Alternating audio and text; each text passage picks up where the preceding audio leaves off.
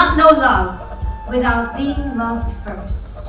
He is a man, and I will trace history, his story, with my fingers. As he lies on his beaten back, starting with his figure, I will outline his borders, each nook and corner that divides him into his various states of being. Consciously unconscious, I will run my fingers through his balding forehead and down his forehead, counting each line of defense, to the center point between his eye for detail and eye for curiosity he envisions. The future of a civilization right under his nose as he inhales influence and exhales modernity. His lips move to the rhythm of every national anthem barely sung before parting to my finger, touching the tip of his tongue, rolling out speeches that make other tongues wag.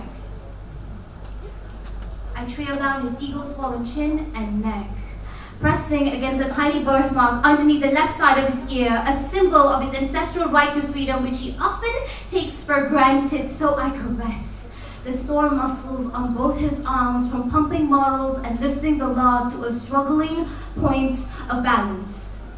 I slide my fingers across his hands. He is mostly right wing, but sometimes left, but it won't matter. When our fingers intertwine, we will build bridges, linking the empty spaces and voids between barren lands and oases. Interlocked with goodwill, we will form relations. With friends, a handshake, and foes, a pat on the back, keeping them both close while remaining far. And I will circle his scars that marks each battle he has won and lost through the ages, bruised shins from his every fall, scraped knees from when he crawled, and the boyish risks he took to fracture an economy, and the bullying that shaped his firm legs for greater strides forward, though he always takes 2 footsteps back.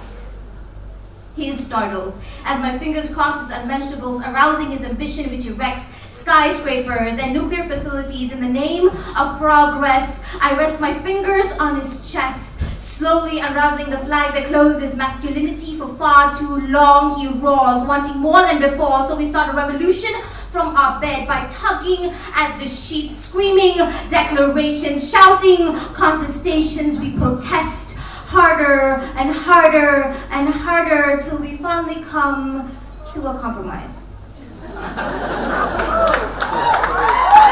It trembles and we smile. Though we know it's a temporary win-win situation, we will hug and try over and over in anticipation, hoping that we never get it right, at least not the first 57 times. And like every man, my country needs a woman.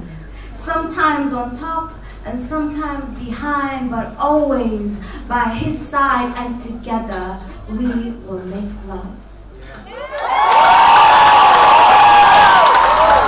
Thank you.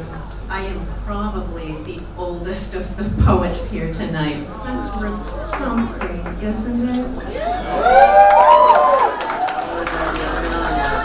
Okay, I'm gonna need some help. Now this poem is called Bali. I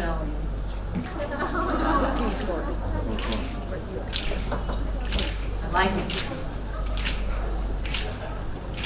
I tell you, I like to rise early, but last night, that was ridiculous. I got up and I ran. I had runs. Ran, run, not fun. And I sat there and I thought, oh God, I'm gonna die. Oh God, please don't let me die. And then 10 minutes more and I thought, oh God, what if I don't die?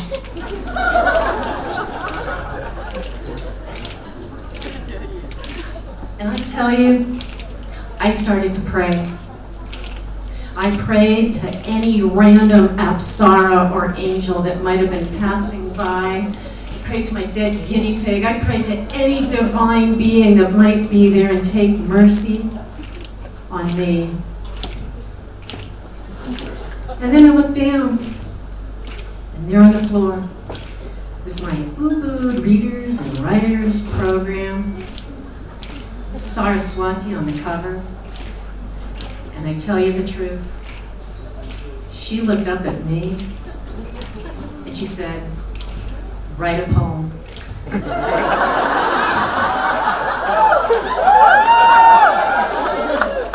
I did. I'm singing it now. And I don't wanna die, no way, no how.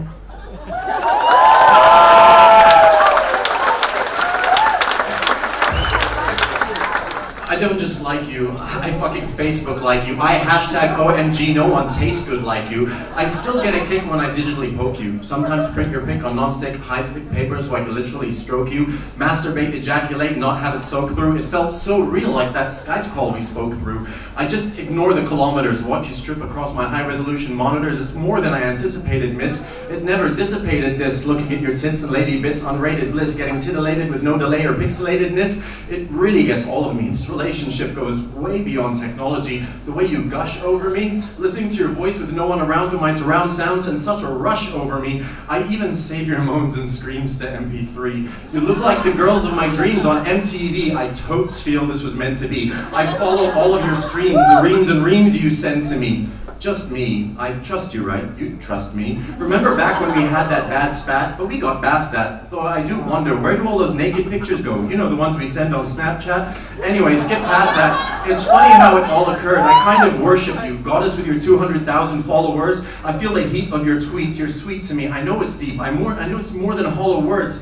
That shout out you gave me on Disgust, the way you disgust me, but I won't lie, I saw this post on your wall with a guy that did kind of disgust me. And I know we aren't friends on Facebook, officially speaking, but the truth is I've been unofficially peeking, gawking and geeking out. I hope you're not freaking out. I've been seeking you and I'm finally speaking out. See, I happen to know a friend who knows a friend who knows you. I found you.